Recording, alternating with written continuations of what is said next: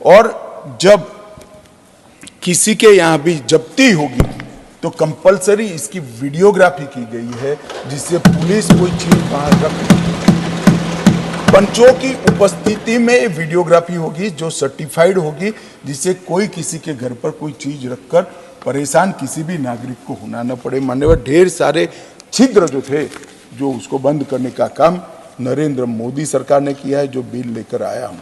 मान्यवर, बहुत सारे सदस्यों ने बहुत कुछ कहा है, मैं ज़्यादा विषय पर बात करना नहीं चाहता हूँ, मगर मैं कुछ चीज़ जरूर बताना चाहूँगा। मान्यवर, हमने, जैसा मैंने पहले कहा, मानवीय अधिकारों को हमने, हमारे संविधान ने व्यक्ति का स्वातंत्र्य, सुरक्षा और उसके ह्यूमन राइट को प्रायोरिटी दी है। इसी के आधार पर हमने करा है। बलात्कार पहले 375 और 76 में था। अब शुरू में डेफिनेशन वगैरह की बातें आती है, धारा 60 से आपराधिक अपराधों का वर्णन होता है। 63 नंबर बलात्कार को दिया गया है। सबसे पहला स्थान महिला के साथ अत्याचार। गैंग रेप को हमने धारा 70 में डाला है। बच्चों के खिलाफ अपराध को भी इसी के आसपास डाला है।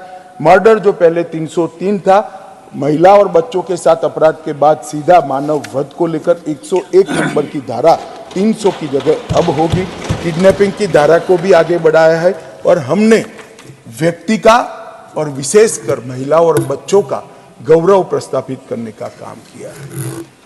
ये कांग्रेस पार्टी को मैं बचपन से ही मालूम नहीं क्या था, कुछ संस्कार होगा, कांग्रेस का विरोधी रहा। मेरी आइडियोलॉजी में जुड़ने से पहले भी कांग्रेस मुझे पसंद नहीं आती थी, कुछ नहीं मालूम था मान्यवर, तब से मैं विरोधी रहा। मगर मैं बारीकी से उनको देखता हूं। जब जब वो सत्ता पर आते थे, 124A मतलब राजद्रोह का बड़े मौज से उपयोग करते थे, और जब सत्ता के बाहर जाते थे तो कहते थे कि 124 है तो कॉलोनियल कानून है, इसको निरस्त कर दो। मगर फिर सत्ता पर आते थे तो 124 का उपयोग करते थे। इन्होंने राजद्रोह को कभी समाप्त करना नहीं चाहा। भारतीय जनता पार्टी और नरेंद्र मोदी सरकार आज इस देश के कानून से राजद्रोह को हमेशा के लिए मान्यवर, शासन के खिलाफ बोलने का अधिकार हमारा संविधान का मूल अधिकार है। व्यक्ति के खिलाफ आप कुछ भी बोल सकते हो, कोई गुनाह नहीं होगा। बोली बदनिक्सी का प्रावधान है, जिसको जानना चाहिए वो कोर्ट में जाए, मगर आपराधिक न्याय प्रणाली आपको झेलनी नहीं पड़ेगी। परंतु जिस धारा के तहत बाल गंगाधर तिलक, महात्मा गांधी और वीर सावरकर जेल में गए, मुझे आनंद है मान्यवर, आज वो धारा यहां से समाप्त हो रही है। मान्यवर, इसके साथ ये कहते हैं कि आपने अलग तरीके से राजद्रोह को देशद्रोह बनाकर लाए। मैं सभी सदस्यों को विनंती करता हूं कि मेरी बात आप ध्यान से सुनिएगा। मान्यवर, पहले आईपीसी की धारा 324A में जो शब्द प्रयोग था सरकार के खिलाफ, सरकार मतलब एस्टैब्लिशमेंट और व्यक्ति अंततोगत, अब बीएनएस में धारा 152 में भारत की संप्रभुता, एकता और अखंडता के खिलाफ जो करेगा उसको देशद्रोही माना जाए। बड़ा स्पष्ट कर, सरकार की जगह भारत शब्द प्रयोग ला। भारत तो उनको पसंद ही नहीं आता है नाम, मगर मैं क्या कर सकता हूं, ये देश का नाम ही भारत है। मान्यवर, भारत के खिलाफ जो करेगा, भारत की संप्रभुता, एकता और अखंडता के खिलाफ करेगा, उसके खिलाफ ये धारा 122 लाई जाएगी। आईपीसी में उद्देश्य और प्रयोजन की बात नहीं थी, आशय और प्रयोजन की बात नहीं थी। देशद्रोह की डेफिनेशन में आशय की बात कर हमने एक और उसको बचने का मौका दिया है। आईपीसी में जो डेफिनेशन थी उसमें घृणा और अवमानना था, जिससे राजद्रोह का अपराध हो सकता।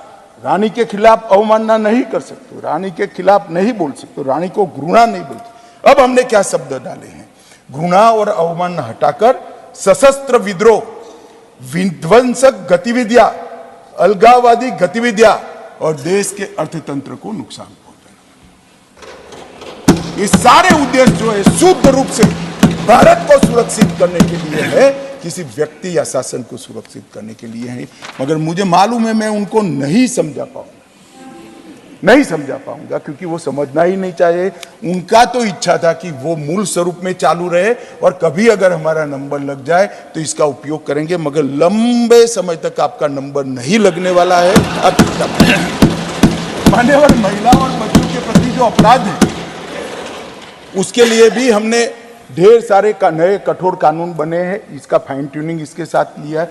नाबालिग महिलाओं की व्याख्या में 18 साल के बाद वो कम आयु की महिला डाल दिया है, जो पहले 15 साल था। वयस्क महिला के गैंग रेप को भी आजीवन कारावास का प्रावधान किया है। 18 वर्ष की कम उम्र की महिला के साथ बलात्कार के लिए हमने फांसी की सजा की है। नाबालिग महिलाओं के साथ सामूहिक बलात्कार के लिए भी फांसी की सजा की है। और धोखे से यौन संबंध बनाने या विवाह करने के व्यक्तियों को लिए भी कठोर दंड का हमने पालन किया गया है। मान्यवर, हमने ढेर सारे काम करे हैं। इस कानून को जेंडर न्यूट्रल बनाने का भी काम किया है। और सबसे बड़ा जो प्रोविजन किया है 113(1) में हमने टेररिज्म की डेफिनेशन दी है, आतंकवाद की।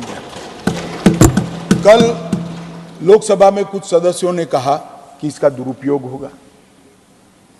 भाई, मुझे एक बात समझ नहीं आता है कि देश का संसद टेररिज्म के खिलाफ कठोर कानून बना रहा है तो मेरे मन में भला क्यों भय जागे? मेरी तो सुरक्षा होगी अगर मुझे टेररिज्म नहीं फैलाना है तो। भय किसके मन में जागेगा मान्यवर?